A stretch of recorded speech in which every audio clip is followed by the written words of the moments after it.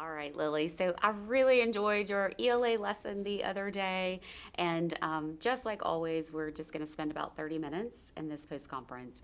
And remember, in our pre conference, we really unpacked your lesson and made some plans for improvement. Then you had your lesson the other day. And then, really, for today, we're going to focus on your self assessment. We're going to focus on some evidence that I saw in my script. We're going to look at the impact from that SAC chart and that data as well. And then we're just going to practice a couple things to get you ready for your next walkthrough. Tell me a little bit about your general overall impression of the lesson. Yeah, so I was definitely surprised at some of the things. If you have noticed, some of the things didn't go the exact direction in which I thought they would go, but it actually kind of worked out for the best. So give me an example of what that looks like. So at the end, I had a student who was very, very adamant about wanting their partner to read a student exemplar. I didn't have that time outlined in my lesson plan. I didn't even think that a student would, not that they wouldn't produce something amazing, but I didn't know that one of the partners would be that, she needs to Adamant, read. yeah. And it was so awesome that they were. So I stopped the timer for the peer review because I also noticed that some of them were done peer reviewing. I was making sure I didn't cut off anyone's time because I was walking around and seeing what they were doing. So I stopped the timer for the peer review, and then I told them to do the exit ticket. And as they were finishing up the exit ticket, I saw a few had answered that last question about, tell me a question that you have for another migrant. So I definitely it wasn't rushed at all, I don't think, but I definitely stopped the timer, did that multitask, and then I asked a student exemplar to read because that was I think there was 1 minute left and I still wanted to get Yeah. that student exemplar. But what I love about that is that you focused on really that adjusting of instruction.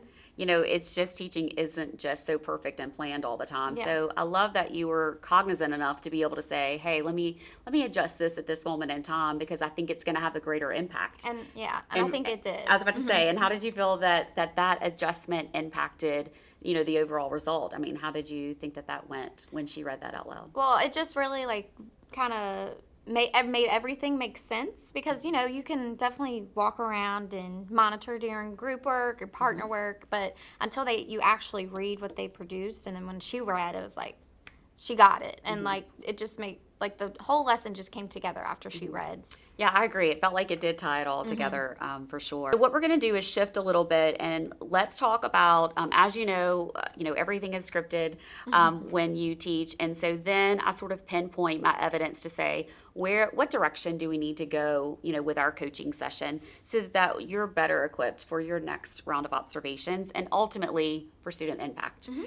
So for me, we are first going to start with our reinforcement. And I selected, based on the evidence that I saw in my script, that questioning was one of your strong suits. And so I'm going to go over just a couple of pieces of evidence that I saw, and then I'm going to prompt you with some additional questions just to push you a little bit further in thinking of how can we really extend that learning. So a couple pieces of evidence that I selected. I thought you did ask a wide variety of questions in the class, like you talked about, which tied in really well to you having to pre-plan for those students that needed a little bit more challenge, and then others who needed that scaffolding. I heard you say things like, why did you select this as your connection? What evidence do you have about the migrant perspective to make this statement?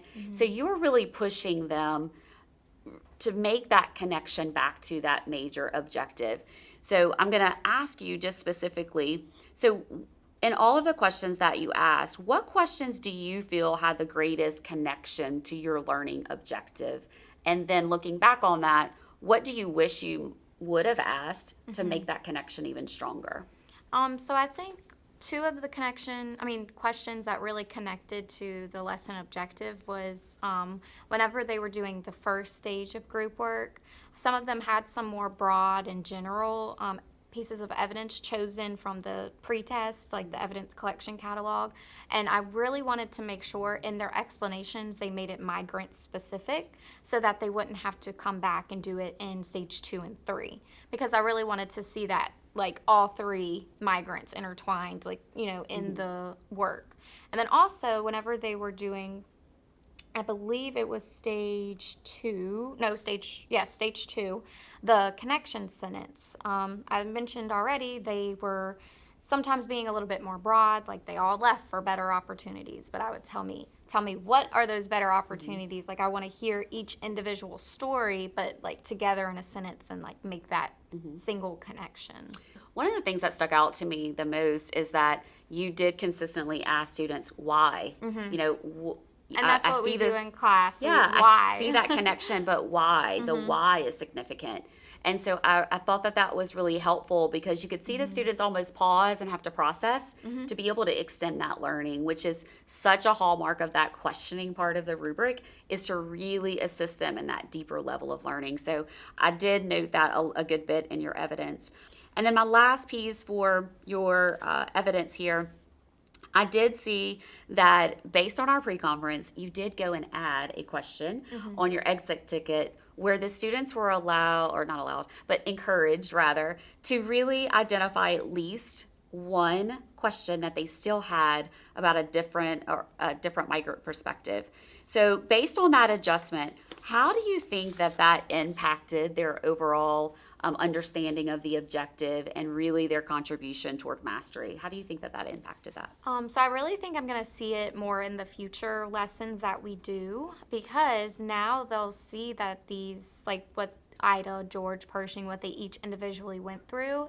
And like I had some great questions, like what did the other, for example, like what did the other migrants gain from moving? Or George wanted to go to college, why? Like why did Pershing pursue surgery? You know, it was like such great questions that really like, and it was why questions, not like did Ida become successful? Like it was like very open-ended questions to where there's multiple interpretations.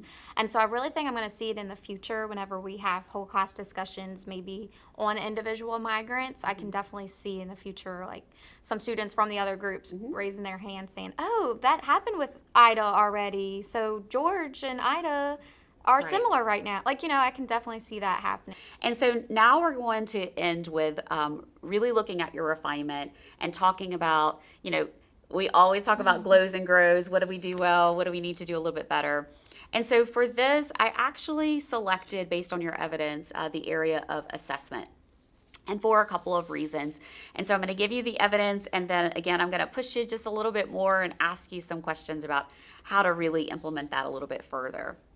So one of the things that I really saw in the lesson is you did provide a good bit of instruction at the beginning related to audience, right? They had the YouTube video. They did a little turn-in talk. You talked about there was that email that they really unpacked and said, what's wrong with this? How can we make it better?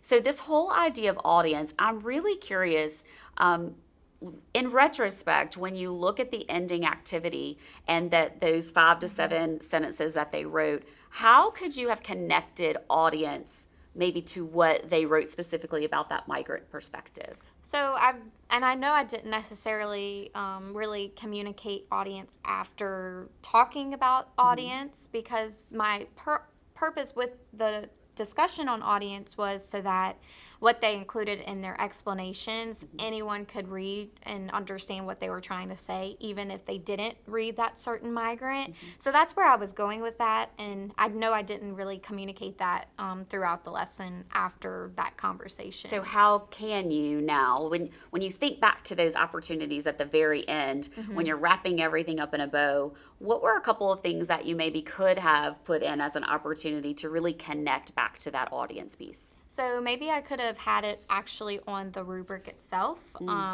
I also could have had some more questions based towards audience. Like I would maybe say, okay, so you're in the Ida group. If I'm in George, do you think I would be able to understand what you're saying right here? And then they'd be like, well, I'd probably need to, kind of harp on this a little bit more. And like that's how that conversation would have gone if I would have done that. So And I think that's just a great connection and a great way for them to be able to say, as I'm writing, Yeah. which is ultimately your objective, right? You want them to be able to show that migrant perspective, that they also are considering that audience piece. So I thought that you set it up well, Yeah. but maybe could just a little bit further, maybe extend that connection a little bit. Definitely. Okay, so that's certainly something that we can revisit for future, just to make sure that you're tying that all together. I also noticed that during stage 2, when they were writing together collectively, they were writing their 5 to 7 sentences.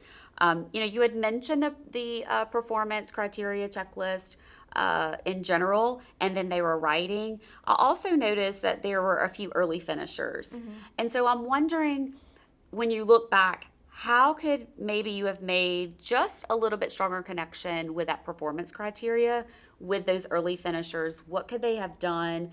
And just really put that at the forefront to make sure that you've really mastered that objective. So this kind of also goes together with like the peer assessment worksheet I talked about, and like how you were like maybe they could circle or underline or answer questions. Okay. So since that performance criteria was based off of questions of the different sections of the rubric, maybe I could have had them like tell me how did they answer this specific question of the performance criteria. Okay. Like what did they do to master this specific area of the evidence or the explanation. So just to hold those students accountable. Yeah, absolutely. Because they were so well-behaved students, but those couple of minutes are really critical. And so as a self-check, you could have prompted them maybe a little bit more to say, all right, you've got this performance checklist, really go through and make sure, underline this part or circle, just to kind of make sure that they're really seeing that connection so that they can master that objective.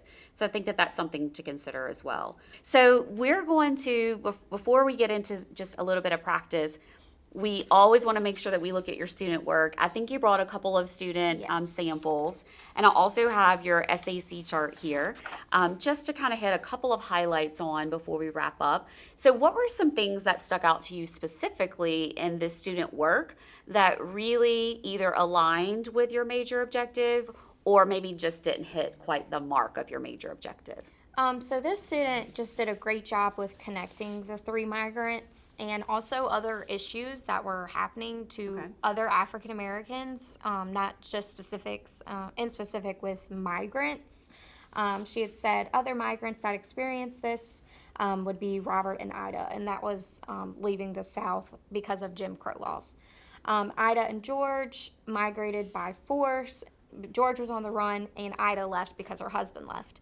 But even though she mentions that they were kind of forced leave, she mentions that Robert had a force because he was so educated. He was a surgeon. He was a doctor. He was so educated. He knew what he was doing, and he felt forced not necessarily by other people, but by himself. Like, I need to practice medicine. This is what I was born to do. She was able to make that connection about even though it wasn't necessarily like forced upon Robert. And that was just, Pershing. That was just like, wow.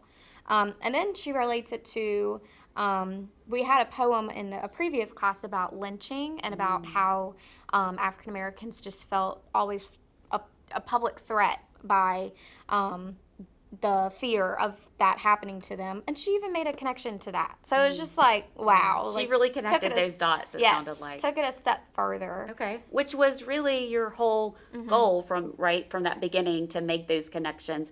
I know that specifically here was the warmth of other suns, but she really just took that a little bit step further, it sounds like, and to really connect those dots. To something else we've read in class. Absolutely. Was there anything in your student work that, when you looked at it, that stuck out to you and said, okay, I might need to revisit this, or I might need to push them in this area a little bit more? Was there anything that stuck out to you in relation to the student work for that? So just like this connection, significance sentence, even though I was very obvious, like I want to know the why, not just the general statement.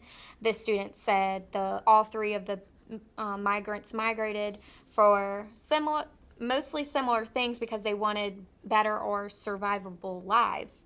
Why? What were those better or survivable lives that they were going after? Like just really taking it a step further, making sure that every student can see that why.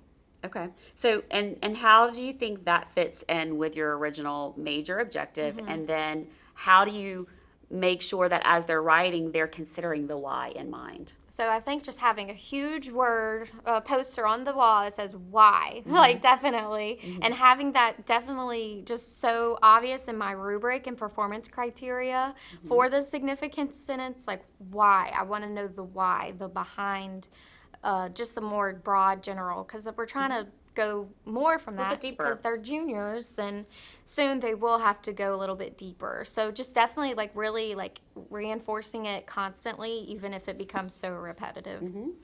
And so as I look at your SAC, I did notice there was some movement, certainly some things to be pleased about. It looks like based on your SAC chart that you, for your post-test, which technically your post-test, right, was their writing, and you measured that with that rubric. It looked like there were no students who were in the falls far below, which was a big improvement for sure. And then it looks like at the meets and exceeds, collectively that you were about at 85% that you Yes. felt like were meets and exceeds. So what really stuck out to you from the student work where you could say, yeah, 85% really hit the mark for this objective? So what stuck out to you about that?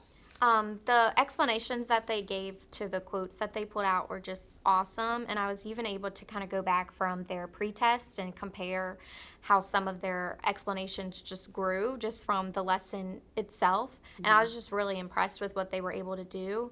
As I was walking around, I was telling them, make sure it's migrant specific, make sure if I'm in IDA's group, like I want to be able to read this and understand it. And I just really think that's that from the growth was and the meets and exceeds was that the explanations. Yeah, that makes complete sense. And I love that you're comparing to the pretest. It's going to be really important. And what's one thing based on just looking at your construction of your assessment, what's one thing that you would want to change for the next assessment to make it even stronger, to measure it even better? I think maybe giving more of a harder question, if that makes like question prompt.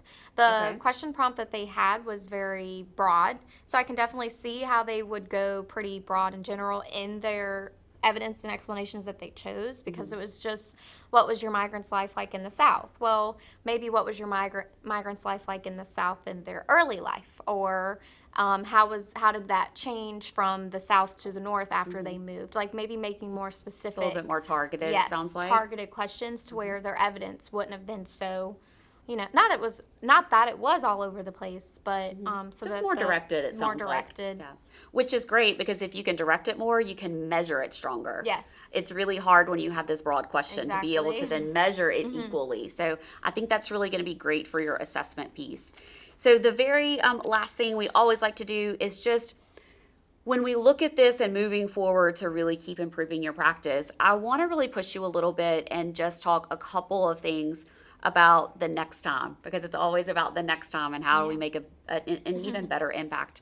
So when you look at your rubric and performance criteria, think about an upcoming lesson topic that you have where you might be creating a rubric or something similar. Do you have any of that that's going to be coming up soon that you can directly think about? They'll be writing their section 2 diagnostic, which is actually asking how did your migrant's life like change from the South to the North. So it's kind of another connection there, and they're going to be able to use kind of what they did in their pretest. They are more than likely going to be able to use some of the evidence that they chose in that section. So just a couple of things that I want to walk with you is looking at this peer review rubric. One of the things that seemed that it could be a little misleading to students was when you measured your grammar and mechanics, you actually typed out this part isn't for a grade, but go ahead and circle the area that matches. So you're saying that it's not for a grade, but then at the same time, you're asking students to measure that. So talk to me a little bit about that. And then for this next rubric, how can you make this section more clear for them? So definitely not having the 3, 2, 1 would have been a good start because you could have still circled like if they had these errors present and making sure they knew it wasn't for a grade. The reason it was like that for this specific lesson was because I really wanted them to focus on this part rather than this part. Not that grammar and mechanics isn't important, but I mean, I make mistakes all the time. And this, even though they did write this in class and most of them just did a great job, there's always areas of improvement. So I really didn't want them to harp on this part, but I can see how that was confusing for sure. Okay.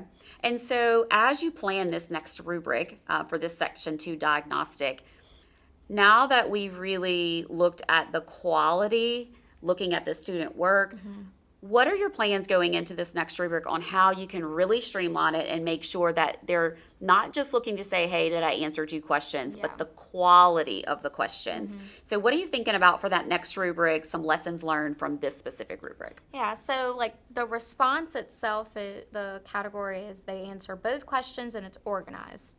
Well, okay, that's great that they'll answer both questions, but it should be more focused on the quality of the work, just like you said. So maybe having those areas of organization like flow, how does it connect to the claim or the thesis statement that they make? Maybe just definitely outlining those specific organization parts rather than just focusing on they answer both questions. And so in doing so, how do you think that's going to impact their overall mastery of your objective for that upcoming lesson? Well, I think it's just gonna be more clear to them. They're gonna be like, oh, this is what I need to do, so let me do it. Instead of just getting a 3 for answering both questions, like it'll just make them work harder if it was definitely outlined. What are some next steps that you heard me specifically say that you want to really prioritize and focus for these next upcoming lessons?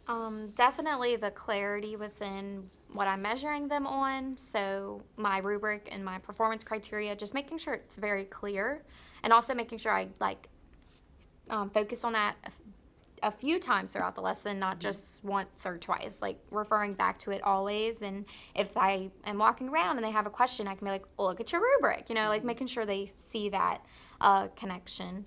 And I also really saw the importance of questioning in the group work. How so? Just having those questions prepared for whenever and trying to predict like some struggles that they had. I just really felt like it really made them go where I wanted them to go with having exactly what I wanted them to do with my questions. So I think I'm definitely for future lessons, just always have those questions prepared for problems that may occur or struggle areas that they'll have. Absolutely. And so you just hit 2 specific parts, questioning and assessment, but also really on academic feedback, because again, the whole goal is really to make sure that the quality of you getting them in that direction is going to just be so crucial as a teacher. So I love that you hit that part of the rubric as well. Was there anything else that, I know you were writing some things down earlier, was there anything else that you were thinking about? That way we can jot that down. I don't really think so. I know I definitely want to revisit some of the questions in a future lesson that they prepared in the exit ticket. And also, I really want to make sure for my future lessons I have structured time to just really talk about certain things like the student exemplar. And if I do have an exit ticket or other, like what they're doing in their activity or group work, I want to make sure I outline that structured time, because most of them do produce great work and they should be read and highlighted throughout the class. Yeah, I think it was really clear the way it was structured. They took that opportunity and ran with it. And the quality of what they were asking and saying really just speaks volumes about they really do want to be able to chat with you about it and chat with their friends about it and be able to really learn from each other. So I still want to encourage you to continue to push the envelope with that peer-to-peer assessment, because, we want to be the facilitator in that role and really, help those conversations to flourish as well. So that's something that you'll hear me say. So all in all, again, I think you're on the right track for sure. I think we had a little practice working on that upcoming rubric, so I look forward to seeing that and how that connects to that overall objective as well. But other than that, I think we are going to discuss your final scores, and then we will circle back in a week or so and we'll review that rubric. Perfect. Thank you.